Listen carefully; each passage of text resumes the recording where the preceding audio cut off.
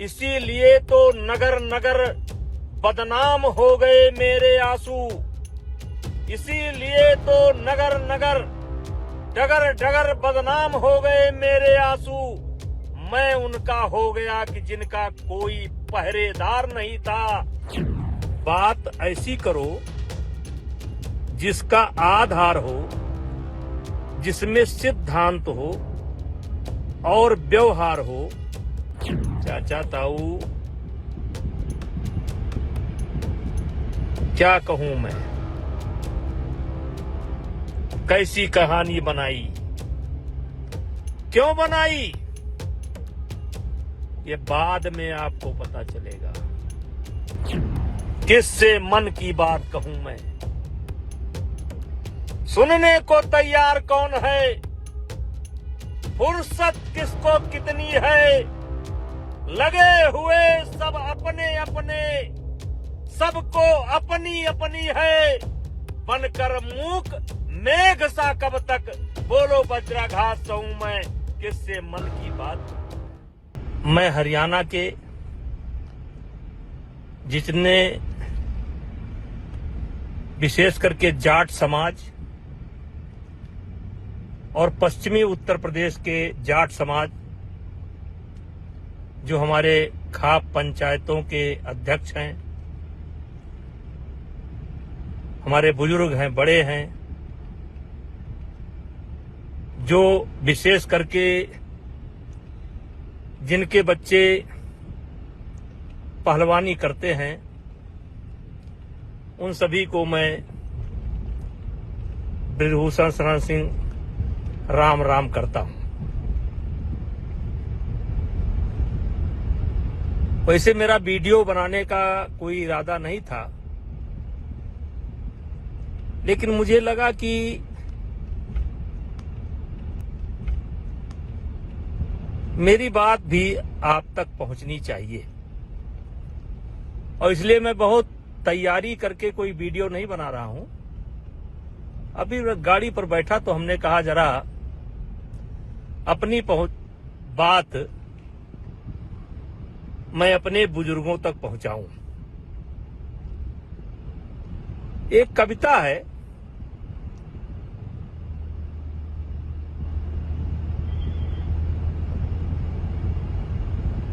बात ऐसी करो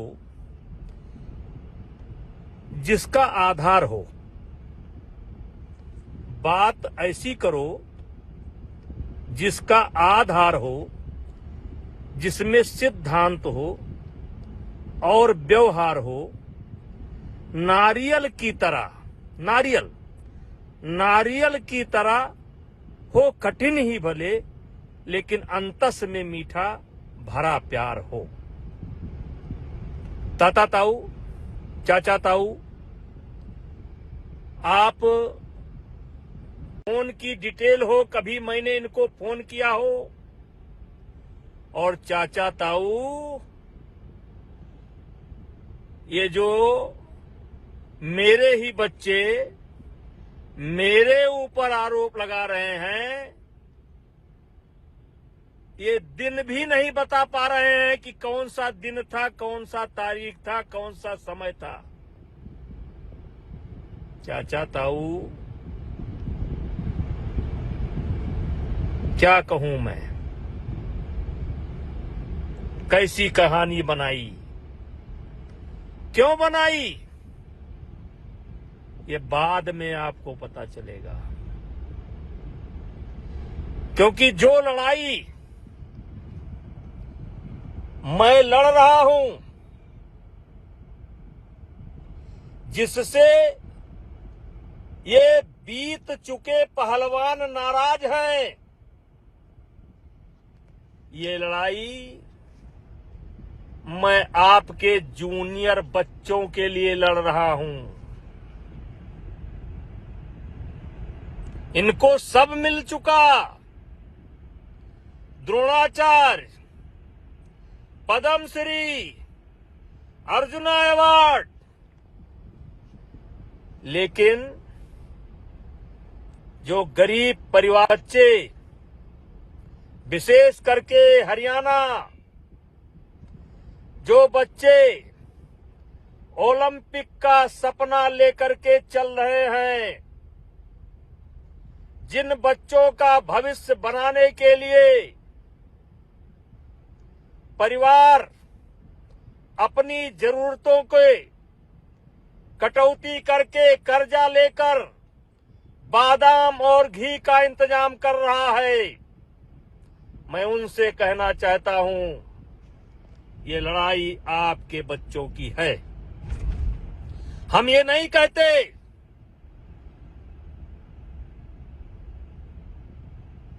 कि आप दिल्ली ना आओ दिल्ली।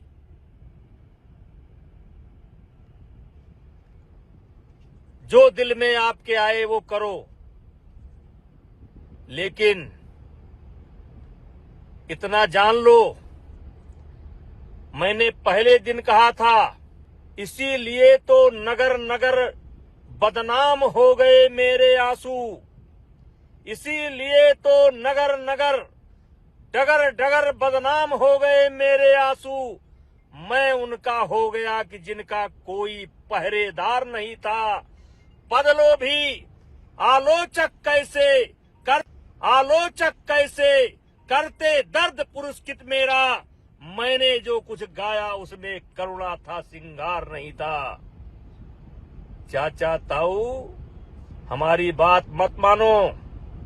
अगर आपकी कोई गांव की बिटिया लड़की पहलवानी करती हो तो 1 मिनट अकेले बुला करके उससे पूछ लेना। कोई बच्चा पहलवानी करता हो, कैडेट का हो, जूनियर का हो, सीनियर का हो, 1 मिनट अकेले में बुला करके पूछ लेना। और अगर वो कह दे कि बृजभूषण सिंह के ऊपर जो आरोप लगाए जा रहे हैं बृजभूषण सिंह ऐसे ही हैं, तो जो इच्छा हो कर लेना, जो इच्छा हो कर देना और जांच समाप्त होगी। ये मेरा अहंकार नहीं बोल रहा है, मैं आज अहंकार में नहीं बोल रहा हूं। मेरे सामने कौन है मैं नहीं जानता हूं, लेकिन मैं अपने आप को जानता हूं। 12 साल के अंदर मैंने कभी किसी बच्चे के ऊपर कुदृष्टि नहीं डाली। घर की हर समस्याओं से मुझे अवगत कराते थे। आज अचानक वो क्यों बदल गए? क्योंकि बहुत लंबा समय नहीं है और आप सुनना भी नहीं चाहेंगे, लेकिन मैं आपसे केवल इतना निवेदन करना चाहता हूं कि मैं 4 महीने से गाली सुन रहा हूं और मैंने पहले दिन कहा था कि एक भी गुनाह मेरा अगर साबित हो जाएगा तो मैं फांसी पर लटक जाऊंगा, क्योंकि मामला दिल्ली पुलिस के विचाराधीन है। इसलिए सब बातों पर खुलकर नहीं बोल सकता। लेकिन मेरे चाचा ताऊ, पहलवानी से जुड़े हुए परिवार, मैंने पहले दिन कहा था, इनके पास कोई वीडियो हो या किसी खिलाड़ी को मैंने कभी फोन किया हो या इनके पास कोई गवाह हो, कि आप मेरी बात का भरोसा न करें। आपके पड़ोस में कोई बच्चा जो कुश्ती से जुड़ा हो, चाहे पुरुष पहलवान हो या महिला पहलवान हो, उससे अकेले में पूछो कि क्या ये बृजभूषण वास्तव में रावण है।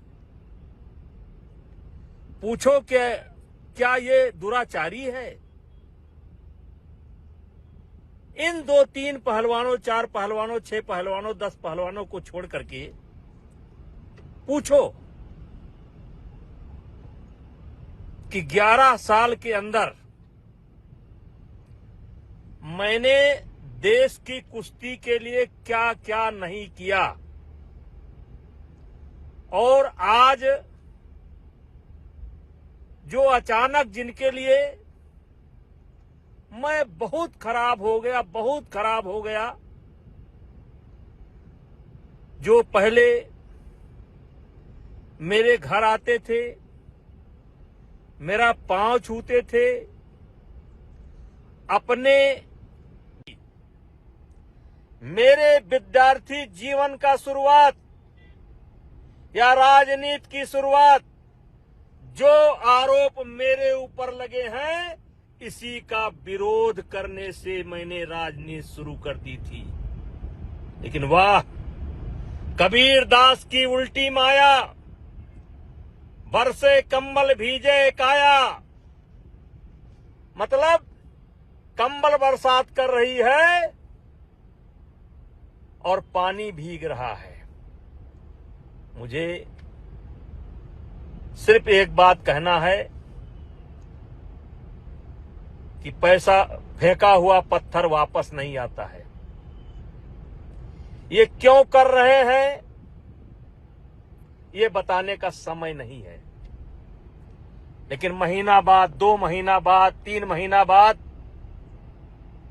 जब भी जांच की रिपोर्ट आएगी, मेरे चाचा ताऊ,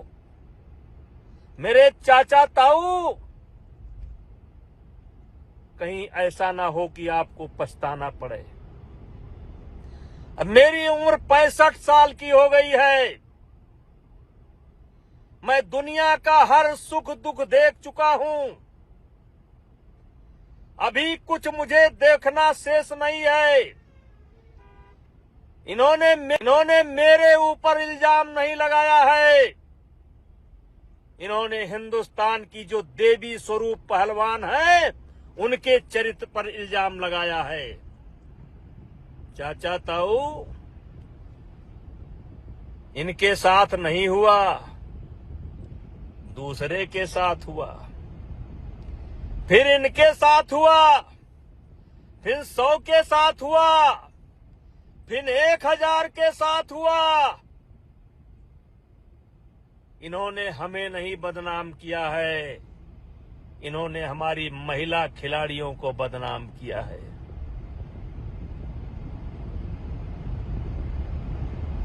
किससे मन की बात कहूं मैं? सुनने को तैयार कौन है? फुर्सत किसको कितनी है?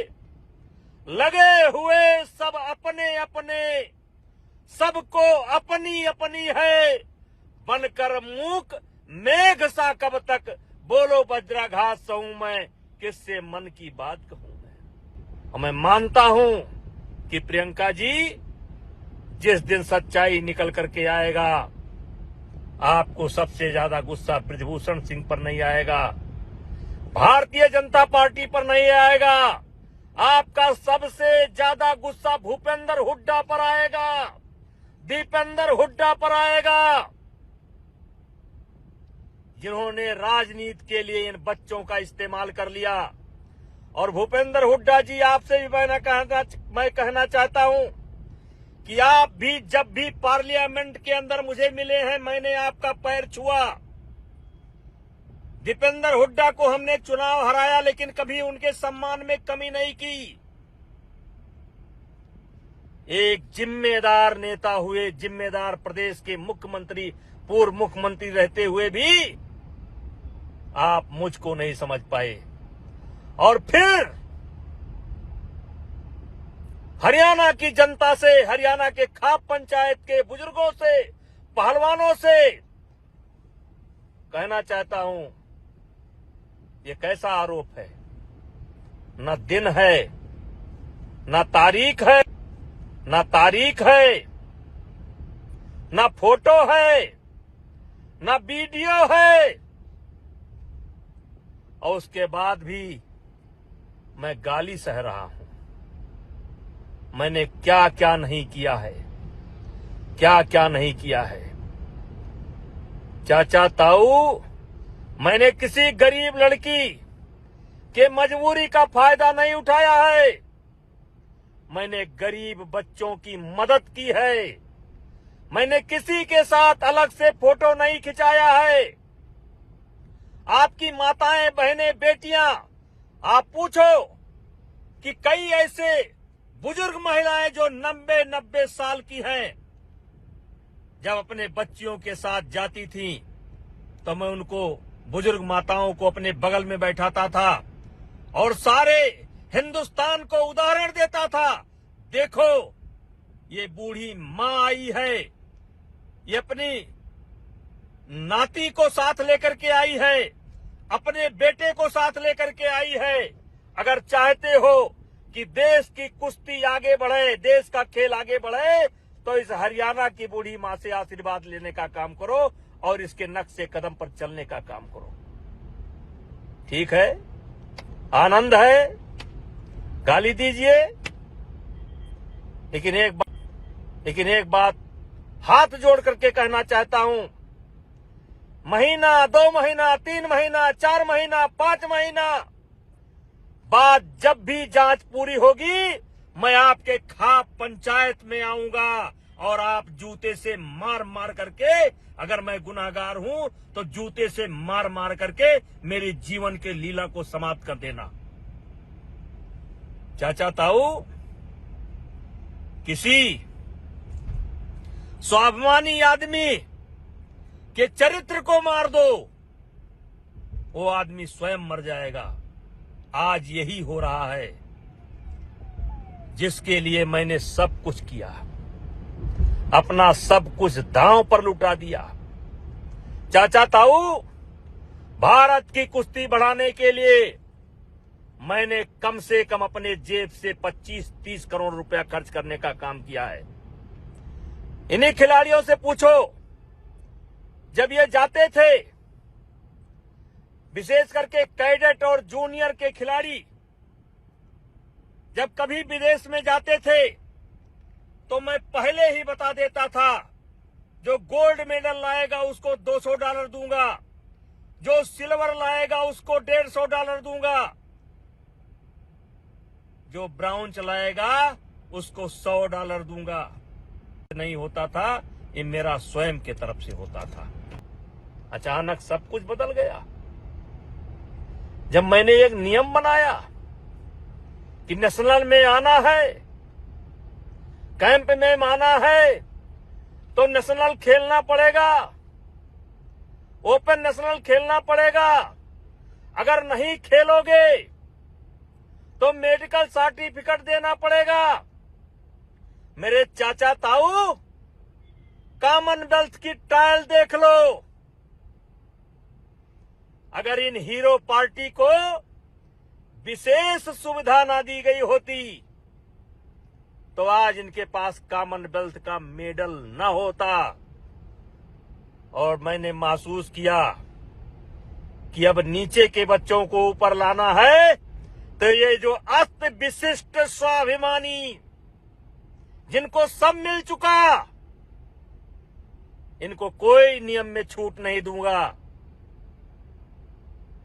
इनको, जैसे एक सामान्य बच्चा पहले जिले में लड़ता है, फिर स्टेट में लड़ता है, फिर नेशनल लड़ता है, फिर ट्रायल लड़ता है, वैसे इनको भी अपने डिपार्टमेंट को लड़कर आना होगा, नेशनल लड़कर आना होगा। और ट्रायल में जैसे सब बच्चे कुश्ती लड़ते हैं, वैसे इनको भी लड़ना पड़ेगा। वहीं से कहानी बदल गई। चाचा ताऊ,